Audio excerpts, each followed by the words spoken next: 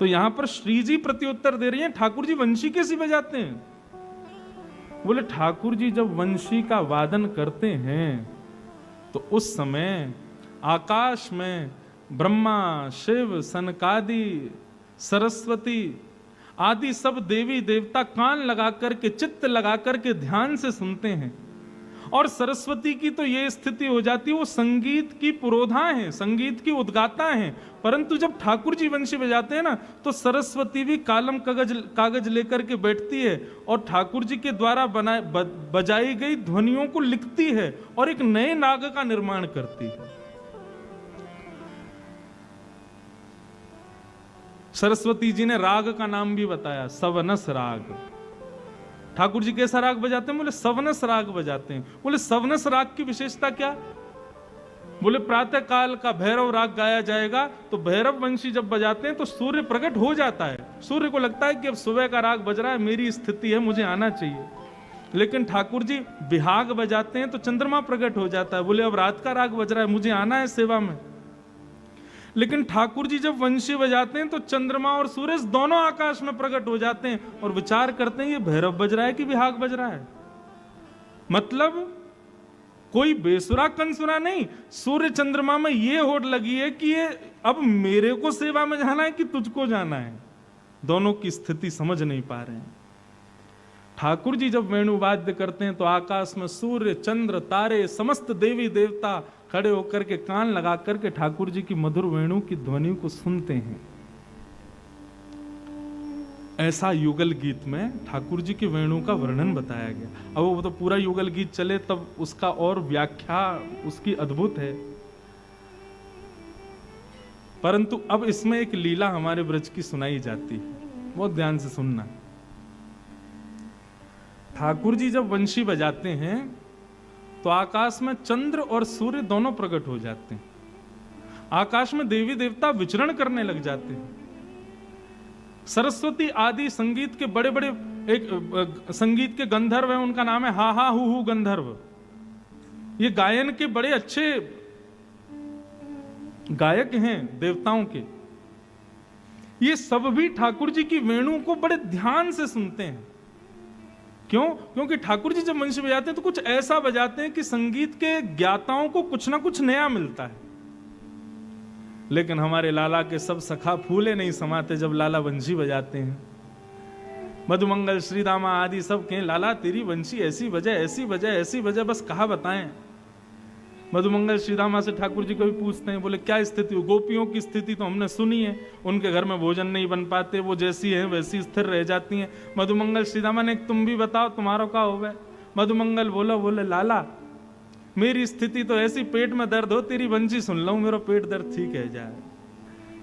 श्रीदामा बोले लाला मुझ को नींद नहीं आवे, लेकिन तेरी वंशी सुनू तो मुझ को नींद आ जाए।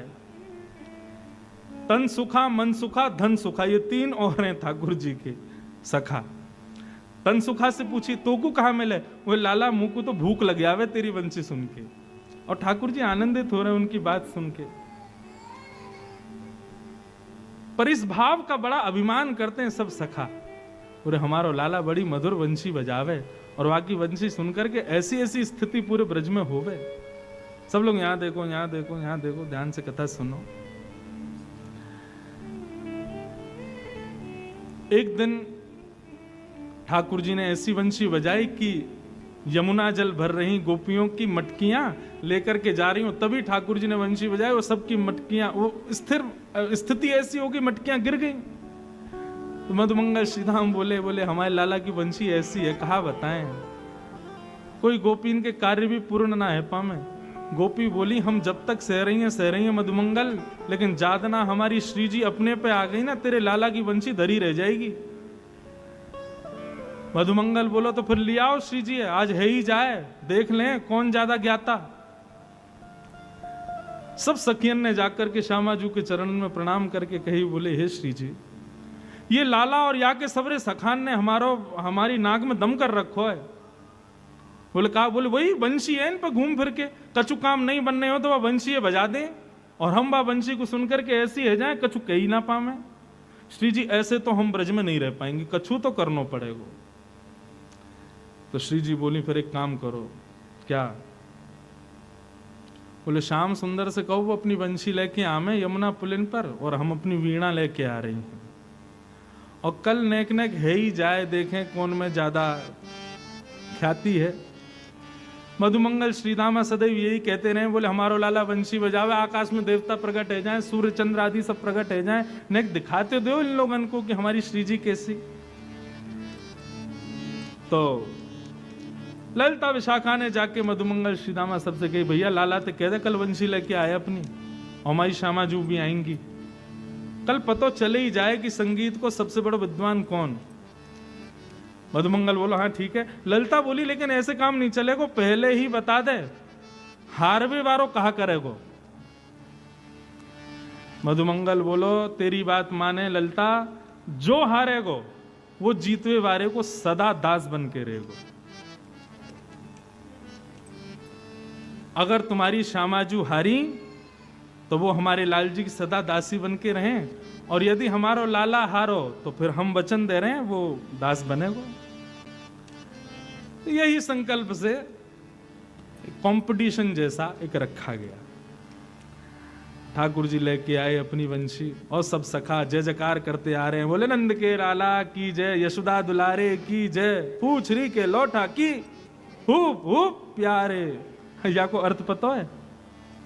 ठाकुर जी ने जब गिरिराज जी धारण किए तो गिरिराज जी अब इकन्नी उंगली पर धारण किए। हम लोग चित्रण में देखें कि गिरिराज जी टिक गए, लेकिन गिरिराज जी जब इकन्नी उंगली पर धारण किए तो वो थोड़े थोड़े ऐसे हिल रहे, कभी यहाँ को कभी वहां को। इस पर भी हमारे अष्ट सखा पद गाते हैं, कान्हा कुंवर के कर पल्लव पर मानो गोवर्धन नृत्य करे।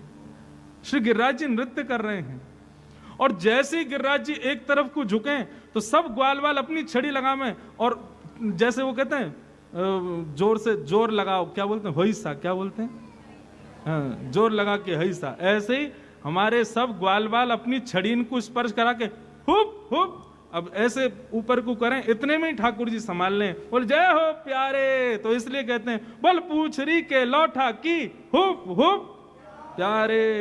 ये हमारे ब्रज को ही है, बाहर के लोग ना बोल पाए, श्री जी वारे तो जाने ही ना है। तो सब जय जयकार करते आए। ठाकुर जी भी इतराते भय उमड़ घुमड़ करके अपनी वंशी लेकर के आए। सब सखियां सामने बैठी हैं। श्री जी एक तार को झंकृत करती जा रही हैं। क्यों? बोले क्योंकि वंशी बजते ही सब बेहोश रह जाएंगी। तो श्री जी की तार की जो झंकार है वो सब गोपियों को बचा रही है, वो सब सखियों की हृदय की स्थिति को वश करके बैठी है। और ठाकुर जी ने बजानी प्रारंभ करी वंशी। जैसे ही वंशी प्रारंभ हुई महाराज, ब्रजमंडल में आधे आकाश में अंधियारी, आधे आकाश में उजारो, सूर्य चंद्र प्रकट हो गए। मेघ के राग बजामे तो एक जगह वर्षा हो रही है, राग कुछ ऐसे बजावे तो मानो जैसे दीप प्रज्वलित हो रहे हैं। ठाकुर जी के रागों को देख करके समस्त राग रागनियां आकाश में प्रकट हो गए। प्रकट होकर के सब हाथ जोड़ने लगे, जय हो जय जयकार करने लगे। मधुमंगल श्रीदामा फूले नहीं समा में उछल उछल करके जय जयकार करें, जय हो हमारे लाला की। देखो कैसी वंशी बजा रहा है, आकाश में देखो सूर्य चंद्र प्रकट हुए, सब देवी देवता प्रणाम कर रहे हैं, हमारे लाला के आगे सब नतमस्तक हैं। ठाकुर जी ने खूब देर वंशी बजाई। गोपीन को मूर्छा तो आवे, लेकिन श्री जी की वीणा की एक झनकार उनको बचा रही है। जैसे ठाकुर जी ने वंशी को नाद विश्राम कियो, मधुमंगल बोलो और ललता, अब या के आगे भी कछु कोई बजा सके? हम तो कह रहे हैं या बात को यहीं पूर्ण करो, तो को भी बहुत काम होंगे, हमको भी बहुत काम है, हम भी जाएंगे। श्री जी से कहो अपनी वीणा लाल जी के चरणन में रखें और दासी बन जाएं सदा को, यही बात को विश्राम कर दें। ललिता बोली ऐसे काम ना चलेगा, हमारी श्री जी बजाएंगी। और सुनो अब तुम कान लगा के। ठाकुर जी बैठे हैं, सब सखा बैठे हैं। सामान्य हो गया मौसम, सूर्य चंद्र आदि सब स्थिर हो गए, सब चले गए, देवी देवता भी सब व्यवस्थित हो गए। और किशोरी जी अपने भाव में आती हैं। जैसे ही वीणा को अपने हाथ में धारण करके अपने एक हाथ से जैसे ही झंकृत करती हैं, एक झंकार होते ही आकाश में सूर्य चंद्र पुनः प्रकट हो गए, सभी देवी देवता प्रकट हो गए। यमुना जल में समुद्र के भांति लहरें उठने लगी, पृथ्वी पर भूचाल आने लगा, पृथ्वी हिलने लगी, डामाडोल हो गई एक झंकार होने मात्र से।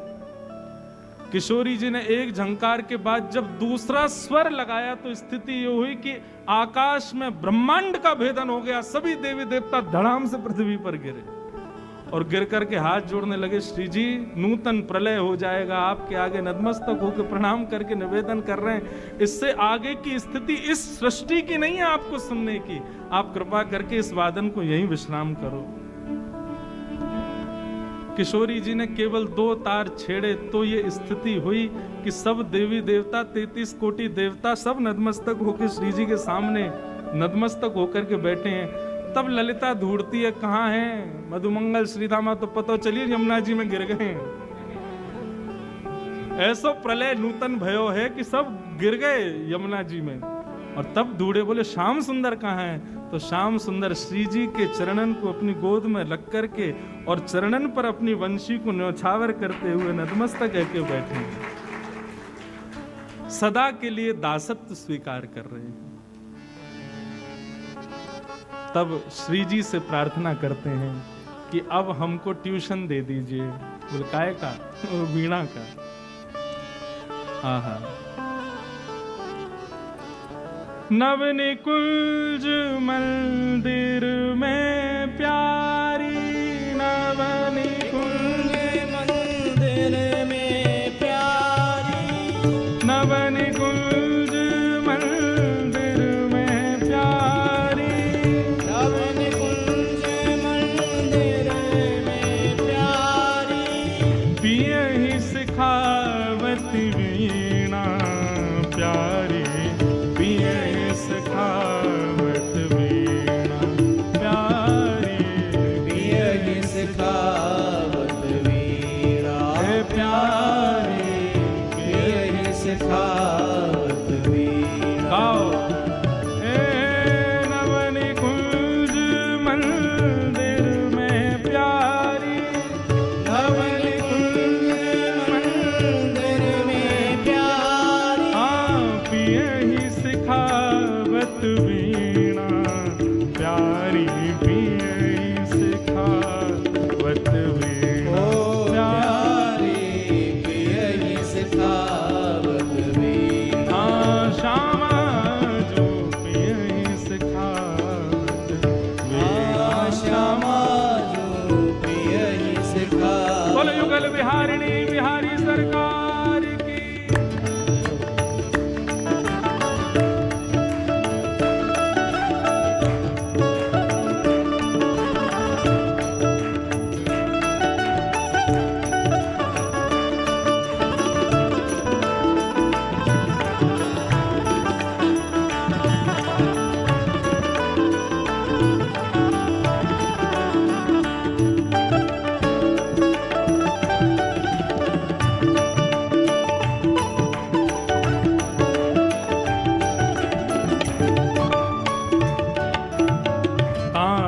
बंधान कल्याण मनोहर, तान बंधान कल्याण मनोहर, हित मन देहु प्रवीणा प्यारे, हित मन देहु प्रवीणा प्यारे। अब स्थिति ऐसी है कि श्री श्यामाजू ठाकुर जी को वीणा वादन सिखा रही हैं, लेकिन ठाकुर जी बड़े चतुर हैं हमारे।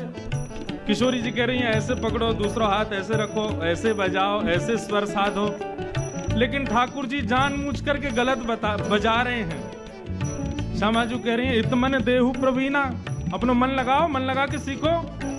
ठाकुर जी बोले हमसे बज ना रहो, आप एक काम करो, अपनी वीणा छोड़ो, हमारे संग आके न हमारे हाथन को साध के न बढ़िया से बताओ कैसे बजाना है। और स्थिति यह है कि श्री जी और ठाकुर जी अब एक ही वीणा को बजा रहे हैं। किशोरी जी ठाकुर जी के हाथ को पकड़ करके रख रही हैं और बजा करके बार बार बता रही हैं ऐसे बजाओ, तान बंधान कल्याण मनोहर,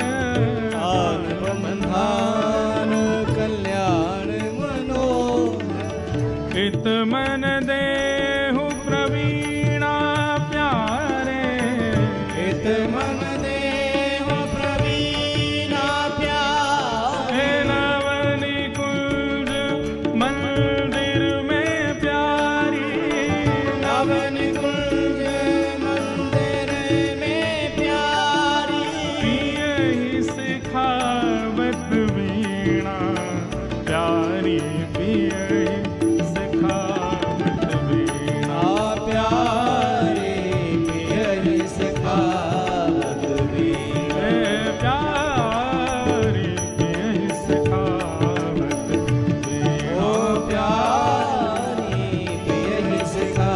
करताल बजा के गाओ भाव से। ठाकुर जी किशोरी जी वीणा बजा रही हैं, आप ताल दो।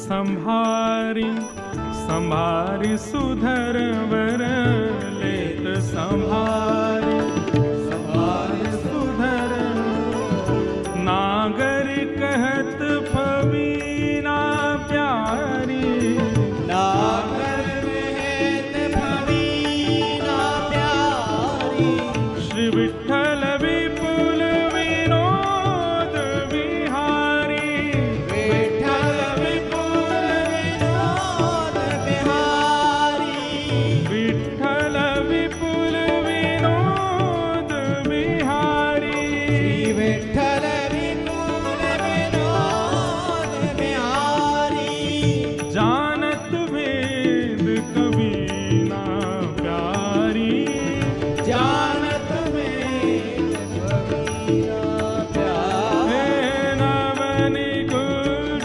मंदिर में प्यारी, नवनी कुंज मंदिर में प्यारी, पियहि सिखावत वीणा प्यारी, पियहि सिखावत वीणा प्यारी पियहि सिखावत वीणा, श्यामा जो पियहि सिखावत वीणा, श्यामारी पियहि सिखावत, नवनी कुंज मंदिर में प्यारी, नवनी कुंज मंदिर में प्यारी, नवनी कुंज मंदिर में प्यारी, नवनी कुंज मंदिर में प्यारी, पियहि सिखावत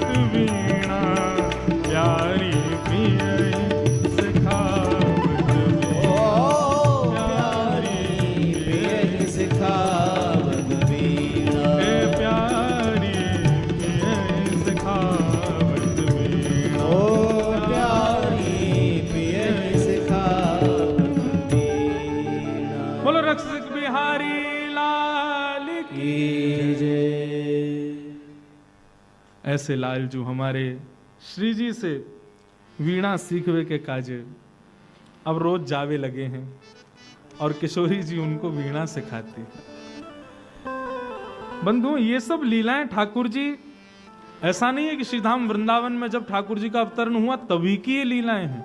अरे ये लीला अनादि काल से चली आ रही हैं। गोलोक में अप्रकट वृंदावन में ये लीलाएं निरंतर होती रहती हैं और नवीन नवीन लीला। अब ये सब लीला भागवत में वर्णित नहीं है, ये सब लीलाएं कहीं और वर्णित नहीं है। ये सब लीलाएं रसिक जनों को मंत्र के जप के प्रभाव से उनके चिंतन में, उनके मानसी में उनको दर्शन देती है। हमारे ब्रज के रसिक जन नेत्र बंद करके मानसी में रहते हैं और मानसी में ही ठाकुर जी को लाड़ लड़ाते हैं। नुकुंज बना करके श्यामा श्याम को वहां बिठा करके उनके नवीन लीलाओं का दर्शन करते हैं और फिर उस दर्शन को लिखते हैं, तब ये लीलाएं प्रकट होती हैं। इसका मतलब अप्रकट वृंदावन में आज भी ये समस्त लीलाएं चल रही हैं।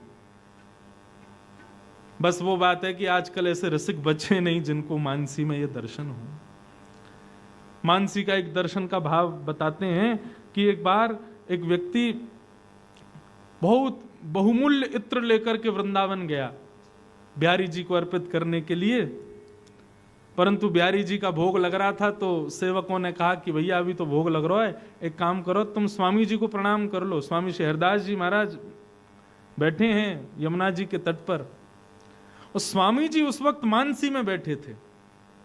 मानसी का भाव ये कि ब्रजरज तन पर लपेटे और नेत्र बंद करके अपने हृदय में प्रवेश कर जामे, वहीं कुंज बना के श्री लाडली लाल जी को आनंद करामे। तो स्वामी जी मानसी में बैठे थे, इतने में ही वो रसिक आया और आकर के उसने स्वामी जी को प्रणाम किया। अब स्वामी जी तो देह से वहां थे, स्थिति कहीं और थी। उसको अपने इत्र का बड़ा अभिमान की बड़ा बहुमूल्य इत्र लेकर के आया हूं, तो उसने ढक्कन और खोल दिया और स्वामी जी के समीप कर दिया कि सुगंधी आएगी तो इनका ध्यान व्यान टूटेगा, ये पूछेंगे भैया सुगंधी कहां से आई, तो मेरी चर्चा होगी, प्रशंसा होगी।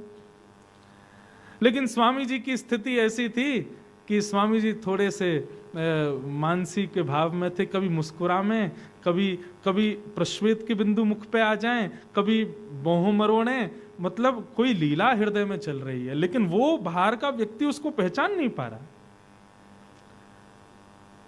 तभी स्वामी जी थोड़े से ऐसे भये कि मानो जैसे कोई हड़बड़ाहट भई हो, कोई जल्दी भई हो, आसपास हाथ घुमाने लगे। इतने में ही वो इत्र को भाव हाथ में आया और स्वामी जी ने उस पात्र को उठा करके यमुना जी में फेंक दिया। और जो व्यक्ति इत्र लेके आया उसने मन में विचार किया, इतना महंगा इत्र लेके आया वृंदावन में बिहारी जी को अर्पित करने, और ये बाबा विचार पता ना कहा आया कि बुद्धि सना फेंक दियो मेरो इत्र, आज के बाद वृंदावन नहीं आऊंगा, यहाँ पे सब ऐसे ही हैं, सब। उसके मन में तो ये भाव आ गए। परंतु तभी थोड़ी देर में ही स्वामी जी का मानसी भाव विश्राम हुआ, यमुना जी को प्रणाम किया, ब्रजरज माथे से लगाई और उस बालक को देखते ही बोले जाओ बिहारी जी को दर्शन करो। उसने तो विचार किया अब आए हैं तो दर्शन कर चलते हैं। जैसे ही भीतर प्रवेश किया, निधिवन राज के प्रत्येक वृक्ष गुल्म पत्रों पर वो इत्र की बूंदें पड़ी हुई थी, छींटे पड़े हुए थे। और जब जाकर के निधिवन राज के कुंज में श्री कुंज बिहारी जी का दर्शन किया तो सिर के मुकुट से लेकर के नख तक श्री बिहारी जी उसी इत्र में स्नान करके खड़े हुए थे। दर्शन नहीं किए, प्रणाम नहीं किया, दौड़ करके स्वामी जी के पास गया, चरण पकड़ लिए, बोले स्वामी जी ये क्या था, मेरी स्थिति से परे है ये बात, मुझे समझाइए, नहीं तो मैं पागल हो जाऊंगा। अभी आपने जमुना जी में फेंका, बिहारी जी का स्नान कैसे हो गया उस इत्र से? तब स्वामी जी अपने मानसी का भाव का उद्घाटन करते हुए बताते हैं, बोले लाला जब तू आयो ना तब मानसी में होरी चल रही श्यामा शाम की, और या नंद के लाला ने ऐसा चटक रंग डारो हमारी श्यामा जू पे, तो श्यामा जू ने मुंह को आज्ञा दी, बोले ऐसा रंग लेके आओ या कार्य को और कारो कर दूंगी। तभी मैं रंग ढूंढवे निकलो, लेकिन तभी तेरी सेवा को वो इत्र मेरे हाथ पड़ गयो, मैंने जाके श्यामा जू को दिया और श्यामा जी ने वो पूरा इत्र ठाकुर जी पे छिड़क दिया। मानसी में की गई लीला प्रत्यक्ष वहां प्रकट हुई, ये आज भी होती है। हमने कई संतों के मानसी में भाव में रहने वालों के दर्शन किए हैं। ऐसी मानसी में लीलाएं प्रकट होती हैं और उन लीलाओं को वे रसिक जन इन पदों के माध्यम से लिखते हैं और हम आप सब उसमें आनंदित होते हैं। लेकिन इनको सुनने मात्र तक मत रहो, ऐसी मानसी की स्थिति हमारी भी बने, ऐसा प्रयास करो।